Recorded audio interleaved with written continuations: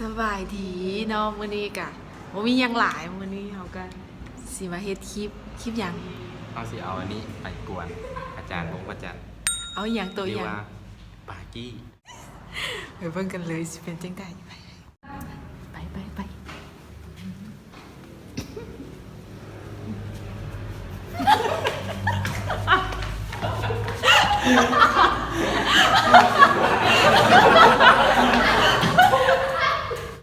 เป็นจังไดเนาะความรู้สึก